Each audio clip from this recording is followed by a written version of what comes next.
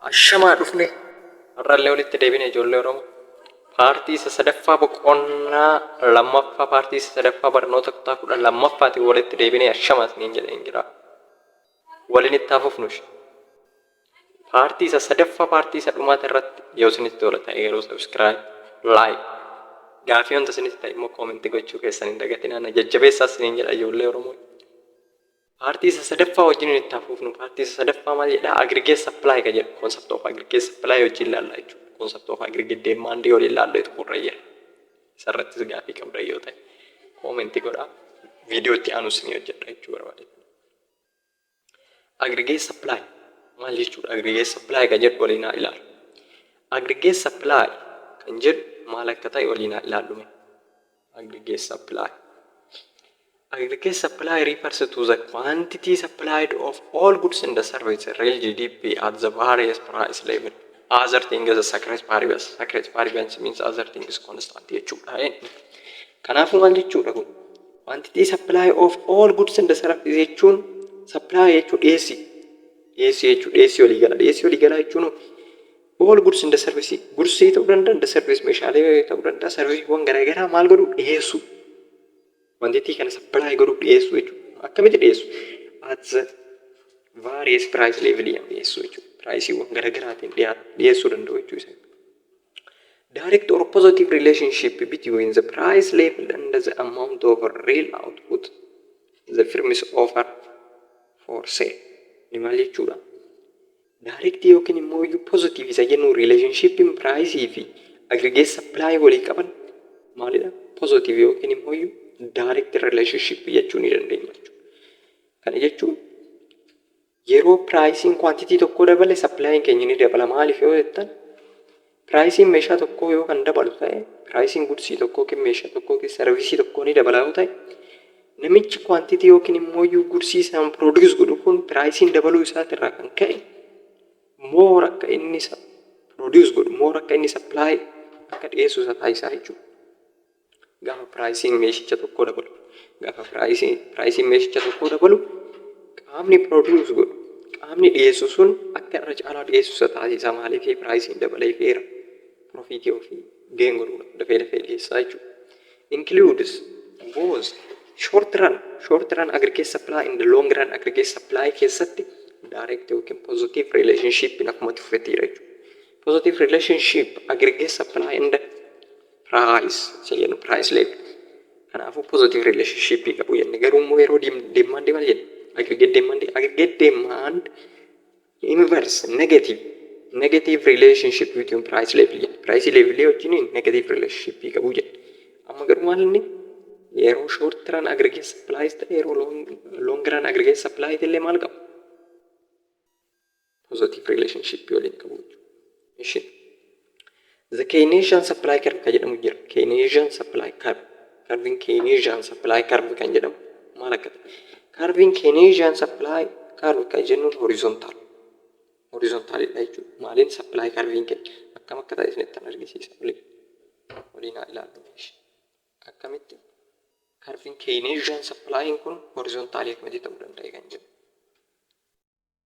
Waliin haa ilaallu. Curvii kana ni qaba. Curvii kana ni qabna. Curviin Keynesian supply curve kan jennu asirra ta'a jechuudha. Kana jechuun maal jechuudha?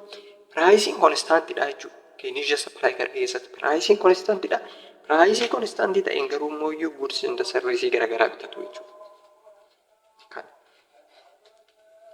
yeroo maalitti yeroo Keynesian supply curve jechuudha. Yeroo Keynesian supply curve.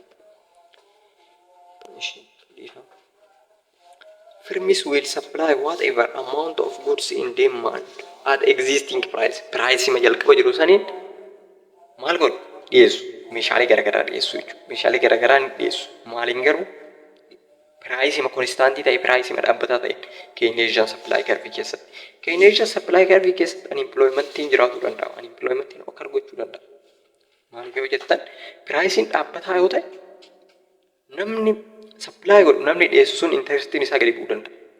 Meeshicha san dhiyeessuuf pricing isaa achuma dhaabbataa waan ta'eef goods and service amma barbaade jijjiiree yoo fide amma barbaade jijjiiree inni hojjeta yoo ta'e pricing dhaabbataa ta'e yoo ta'e namni sun kara gabaatti supply akka goods and services nuuf hin goone interestidha.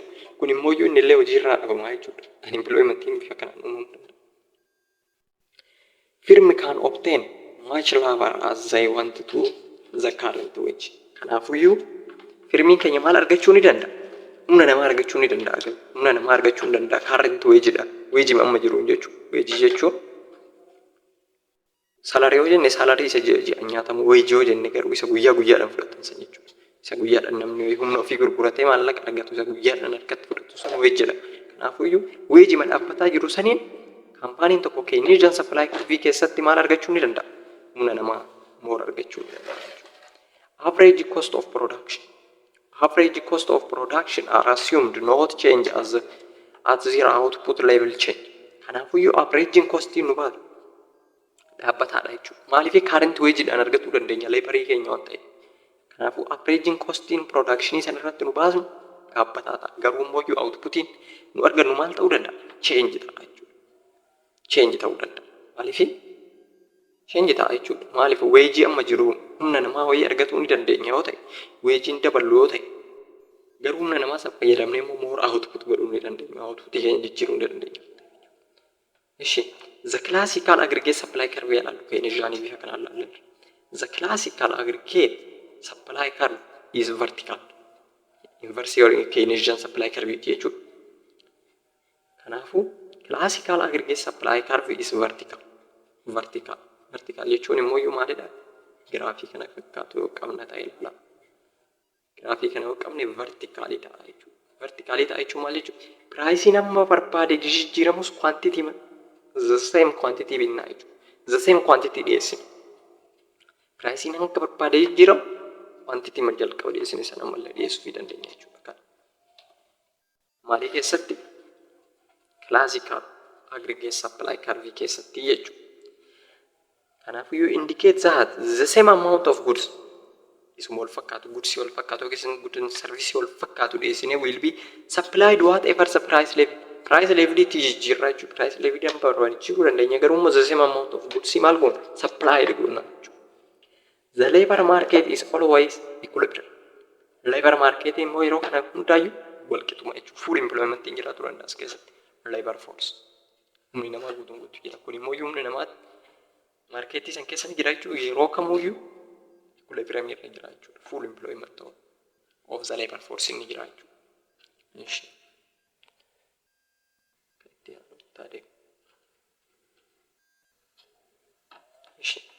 The upward sloping aggregate supply curve.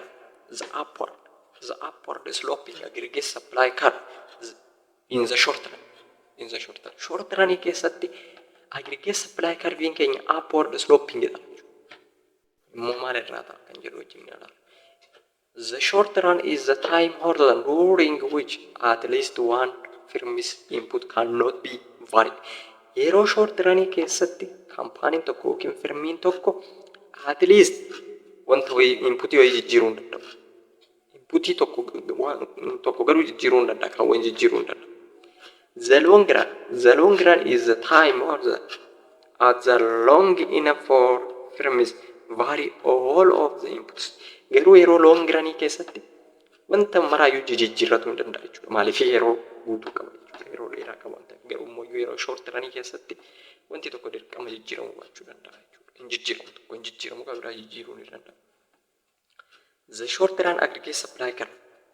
The short run aggregate supply curve kan jennu waliin ilaalla.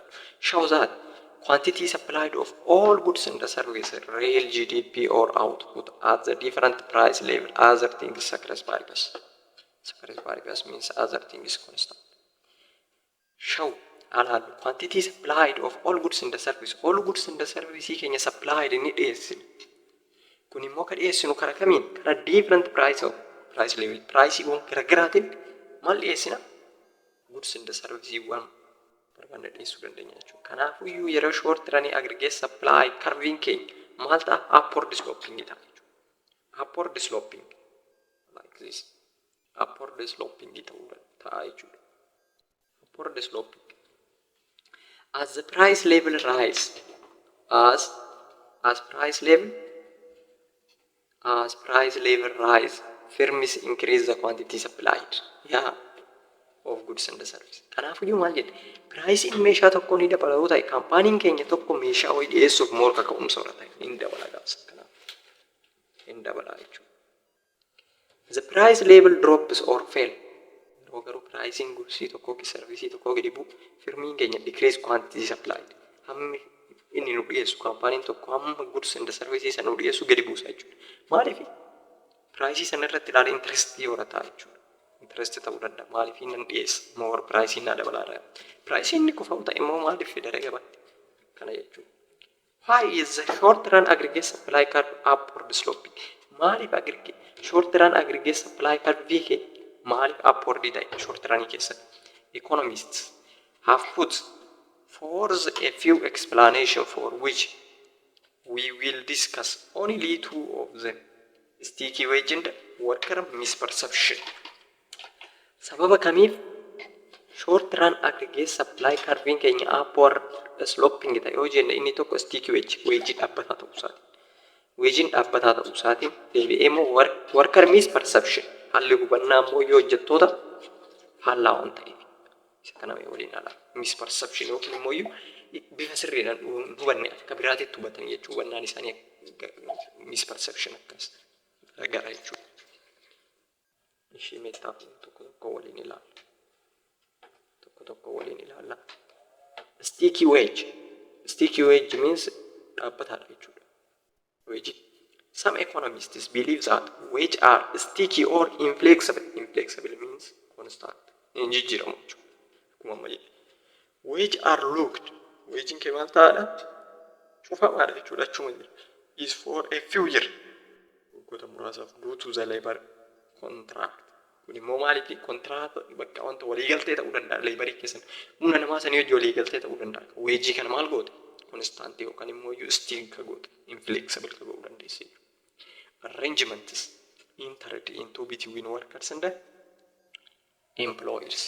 Kun immoo waliigalteen kun eenyu hedduutti taasifamu waliigalteen akka weejiin stick ta'u workers hojjetaa irratti fi immoo employers workers employers irratti ta'uu danda'a jechuudha.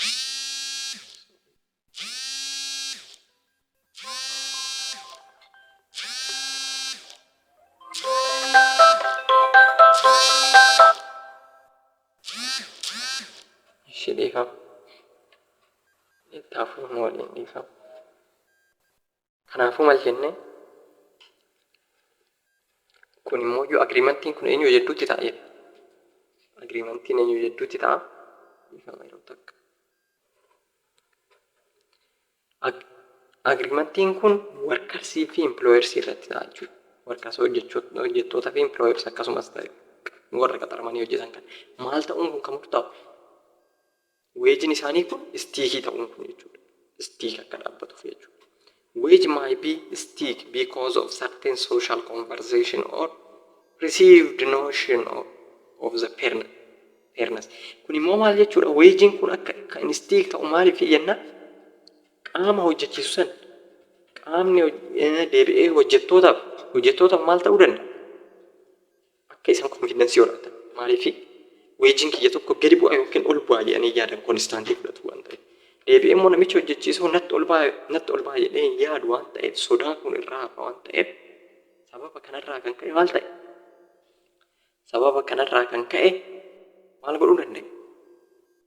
Stick ta'uu danda'e. Real wage are normal wage. Real wage jechuun normal wage which are divided by the price level. Kanaafuu price level jedhama. Nominal wage or real wage divided by price level. Price level jedhama. Note that quantity supplied of labor is directly related to the real wage. Kanaafuu quantity supplied of labor. Hammi dhiyeessii humna namaa guutumaan guututti yookiin immoo karma pozitiiva ta'een yookiin immoo directly maal walitti dhufeenya qaba. Real wage jedhamu fudhattu jechuudha. Real wage yookiin immoo nominal wage isa jennu sanii wajji jechuudha. Isa sanii wajji. As a real wage rise, real wage keenya yoo dabale. Real wage wanta guyyaatti argattu dhugaatti yoo dabale.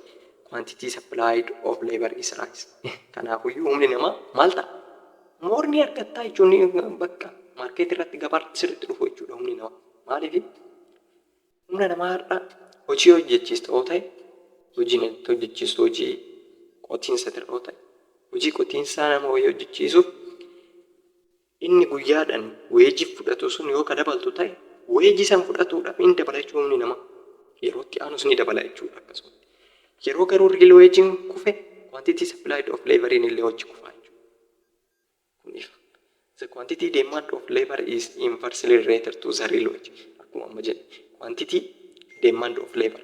Hammi immoo yoo maali jenna? Hammi immoo nu barbaannu. Akkasitti isin dogoggorsine barattoota.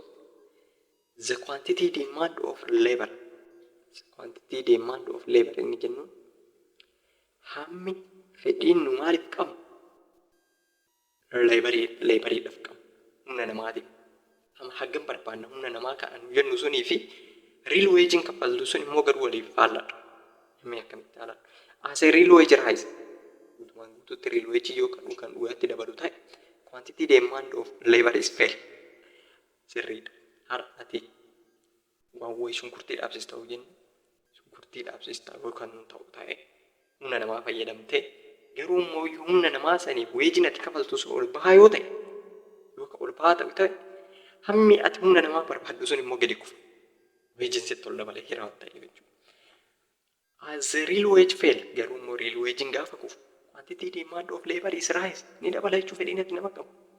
Dafanii haadhaabanii dafanii akkanarraa xumura jetta nama baay'ista. Weejiin hir'ateera waan ta'eef. Kanaaf walitti dhufeenyi isaanii kanaafuyyuu quantity demand of labor. Laboriidhaaf deemmandiin nu qabnuu fi real wages sun inversely related jechuudha bifa kanaan. Bifa amma jenne kana ilaalaa jechuudha. Bifa amma jenne kanaan ilaaluu dandeenya. Bifa amma jenne kanaan ilaaluu dandeenya.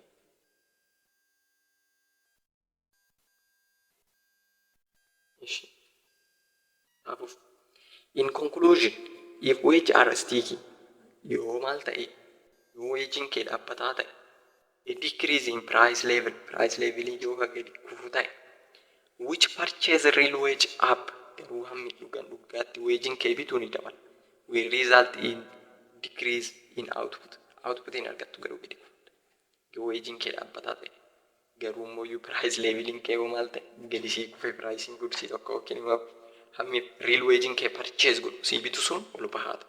Resultii kanaan immoo maal ta'a outputiin kufa maaliif outputiin price irratti hundaa'ee uumamuu danda'a ta'e namni price ilaale produce godha waan ta'eef gaafa price high ta'e produce godha sanarratti maal godha supply godha gabaadhaaf more jechuudha price dabalu ta'e.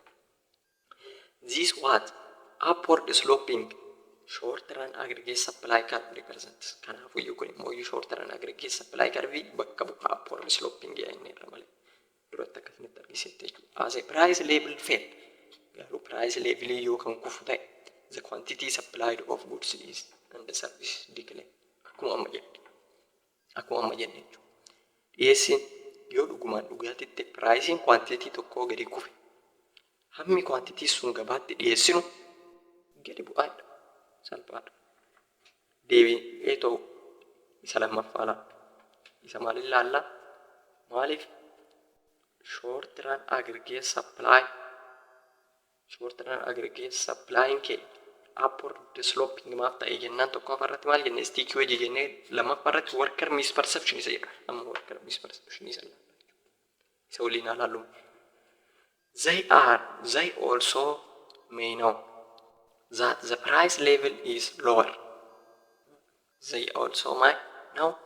that the price level is lower. Price leveling gadi bu'aadha but they may not know garuu immoo dhugaa miti.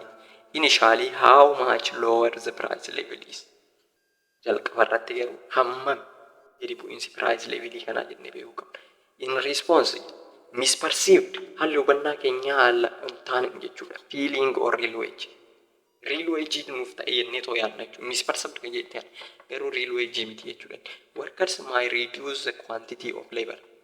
Hojjettoonni maal jedhu gadi bu'u quantity of labor haga humni namaa that they are willing to supply dhiyeessuudhaaf gadi bu'uudha jechuudha. We fewer workers resource firms will end up producing less. Kanaafuu maal jedha with fewer workers hojjettoota xiqqoodha reesoorsii xiqqoo fayyadamtee firmiin tokko will end up to produce less. Kanaafuu bakka hojjettoota xiqqoo fayyadamee taa'an gadi bu'aa jechuun inni produce. In conclusion, if workers misperceive the real wage change, kanaafuu hojjetaan tokko yoo misperceive hubannaan isaa lakkiin ta'e real wage jijjiirame, then fail in the price leveling kufe will bring about the decline in output. Kun immoo outputii keenya maal godha gadi buusa, which is illustrative of the upward sloping the short run aggregate supply curve. Kun immoo yoo aggregate supply curve keenya akka maal ta'u godhe upward sloping akka inni ta'u godhe. Change in short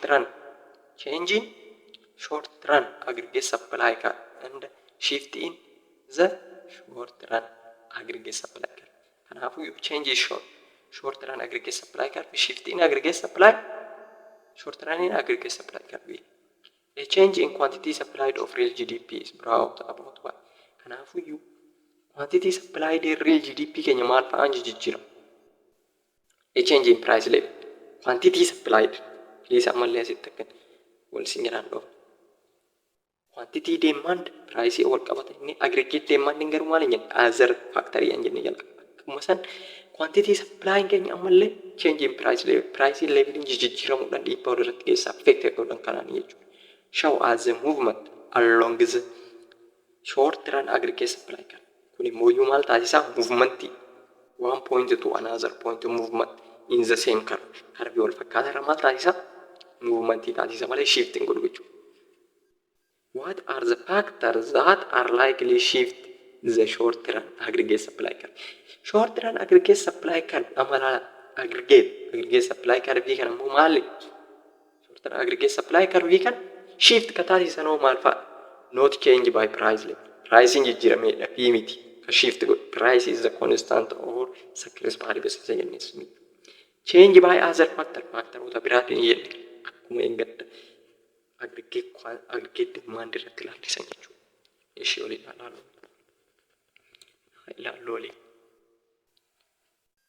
ilaallu asitti.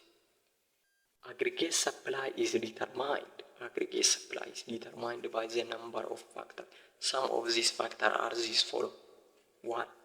Cost of input or change in input price. Kanaafuu hamma maalii kostii wacii keenya jechuudha inputii waan tokko produce godhuudhaaf hamma nutti galchinu sana irratti murtaa'a jechuudha.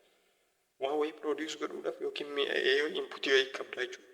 Wacii inputii sana irratti baasta illee ni jijjiira jechuudha. Aggregate supply kee irratti dhiibbaa qaba. Domestic resource availability. Kanaafuu domestic resource availability jechuun akkamitti biyya keessatti resourceen sun hin argama. Waa produce godhuudhaaf resourceen sun akkami argamiinsi isaa availability isaa akkami kan jedhu. Managerial ability. Haalli to'annaa dandeettiin to'annaa keenya hoo akkam kan jedhuuf keessatti qabata. Domestic resource availability jechuun land, labor, capital. Kana of keessatti qabata. Labor, land. Humni namaa ni argama, lafti irratti hojjetamu ni jira, capital ni jira. Kuni domestic resource ni argama isa jedhuuf keessatti qabata. Price of import resource. Price maali? Wanti nu asitti produce goonu sun meeshichi isa fakkaatu sun alaamooyyuu import ka ta'u kun piraayisiin isaa maal fakkaata? Inni kun illee dhiibbaa geessa aggregate supply dhiyeessii keenya irratti. Market power hangam humni gabaasan jechuudha. Humni boodatti baastee namni sirraa bitu akkami jedhu. Market sector hundaa domestic resource availability. Inni itti aanu change in productivity. Akkami callaan kee jijjiirama callaa kee jechuun bu'aa kan kee. State of technology akkami. Tax policy of government, business tax and subsidize kan jedhamu jechuudha. Taxing policy akkam aggregate supply dhiyeessii kee irratti dhiibbaa qaba jechuudha. Mootummaan taaksii moorsii irratti gataa'u ta'e dhiyeessuu dhiyeessaa jechuudha. Maaliif osoo kufiitii wayii sirra hin gahin immoo subsidize godha mootummaan taaksii kee gaafsan immoo moor gabaatti baataa jechuudha. Weather haalumtuu yoo ilaallamu jechuudha. Condition apply particular to agricultural output. Kanaa jechuudha. Kunni maalidha? Isa amma jenne jechuudha. Wage rate. Wage rate yaala. Wage rate is labor price. Wage rate means is labor price jechuudha. Kanaafuu wage rate jechuudha. Haala Damooza namni tokko guyyaatti hojjetee fudhatu jennee meereetii isaa jechuun immoo humna keetiif gatii humna keetii jechuudha bifa biraa gatii humna keetii. Contributes for the cost of production. Keessa ni dabala cost of production, cost of input in the supply process. Change in wage rate have a major impact on the position of short run aggregate supply. Kanaafuu maal jedha? Change in wagein kee jijjiiramu have major impact yoo eega. Maalii keetirratti? Positionii short run aggregate supply keetirratti ni qaba. Profit per unit akkamitti argata? Profit per unit jechuun unitiidha. Profitiin keenya hanga price per unit minus cost per unit yoo goone maal argata? Profit per unit arganna jechuudha. Profit per unit argachuu dandeenya.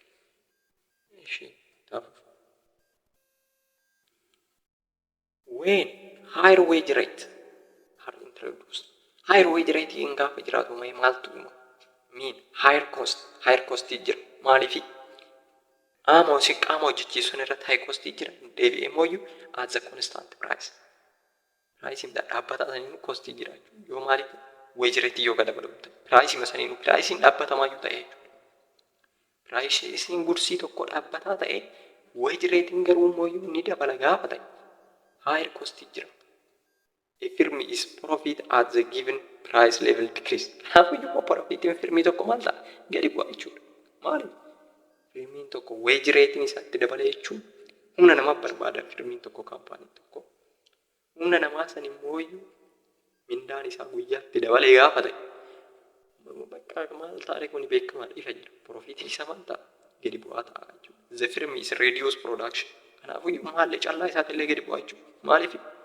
Wage ratein dabaluu san dheessuu jechuun humna namaa isa humni namaa gaafa hir'ate immoo iyyuu hammi dura produce ta'uu jechuu danda'a jechuudha. Leads to a lift toward shifting the aggregate supply curve. Kun immoo garamitti nu fudhata? Aggregate supply curve keenya keessatti deebi'a jechuudha. Lift gara bitaatiitti shift godha. Yeroo kana immoo hir'ate jechuudha. Aggregate supply curve keenya. When lower wages rate introduced. Yeroo garuu wage ratein gadi bu'aa ta'e maaltu uumama? Lower cost baasa. Garuu pricein akkuma dura konstantii ta'e. Kaampaanichi firmiin yookaan lower costii.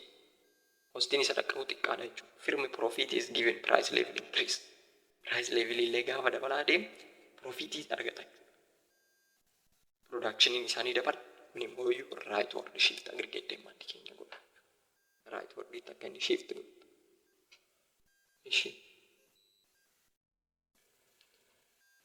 The vertical the vertical aggregate supply curve gaafa long run yamamoo long run aggregate supply curve short run ilaalle. When the economy is said to be long run, wage or price will become flexible and no misperception will turn into accurate perception. Maal jedha gaafa vertically kadura maal jenna? Upward maal jenna? Upward sloping jedha. Gaafa short run keessatti aggregate supply curve gaafa garuu long run maal ta'a? Vertically ta'a jechuudha. Kun immoo maalitti nu geessa? Waging keenya yookiin price will become flexible jijjiirama. Pricing wage or price will be flexible jijjiirama. Maaliif long run yeroo baay'ee wanti hunduu jijjiirama inni irra. Misperception hin jiru no misperception. Haaluma sirriidhaan hubatu yeroo qabu waan ta'eef information maal godhu? Find godhu information barbaadanii accurate perception argatu jechuudha. Gaafa kana economy produce full employment. Hojii guutumaan guutuutti bireen hojii argattu mana jira real GDP or natural real GDP ni jiraata. The aggregate supply curve that identifies the output the economy produces in the long run is the long run aggregate supply curve. Fayyadamu kanaaf jechuudha vertical. Maaliif wanti hunduu jijjiiramuu ni danda'a price'iinis. Haalli hubannaa mooyyuu workersootatillee ni jijjiirama jechuudha. Perception information ni qaba. Equilibrium of aggregate demand and aggregate supply equilibrium means walqixxummaa jechuudha. Bakka isaan lamaan yoo tokko ta'an dhiyeessii fi maalii wal qixa ta'u demand. When put aggregate demand short run aggregate supply together. Kun immoo aggregate demand fi short run aggregate supply keenya together to achieve short run equilibrium in the economy jenna jechuudha. Aggregate demand short run aggregate supply determine price level and real GDP jenna jechuudha. Gaafa aggregate demand fi short run aggregate supply keenya immoo determine wal godhu price level fi real GDP keenya wal godhatti.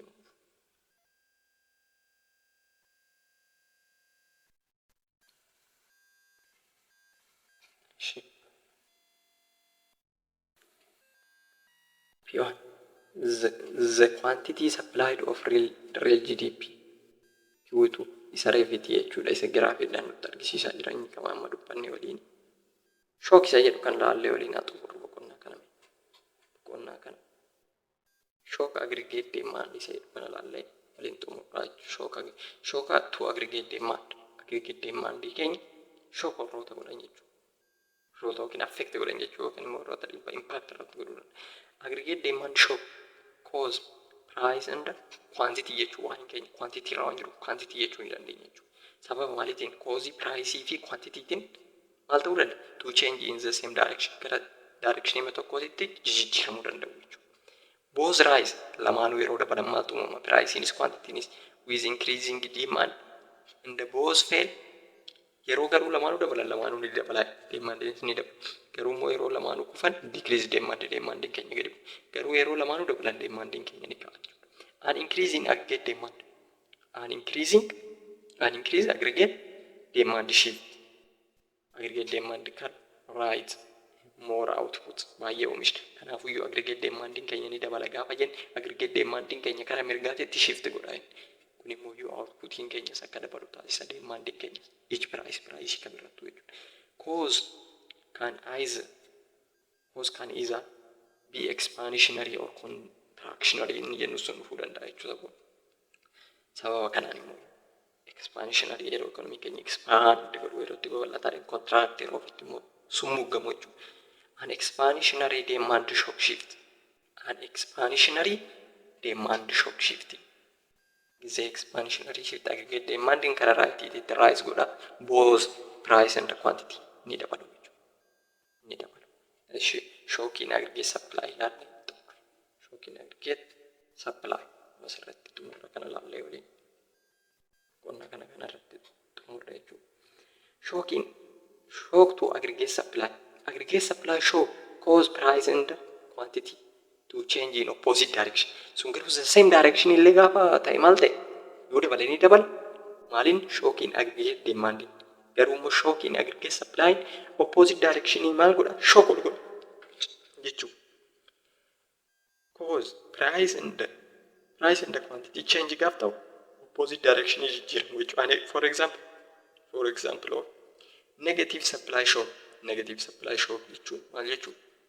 Dhiyeessiin keenya yeroo gadi kufu jechuudha. In increasing the price of oil. Argitanii barattoota. Maal jechaa jira?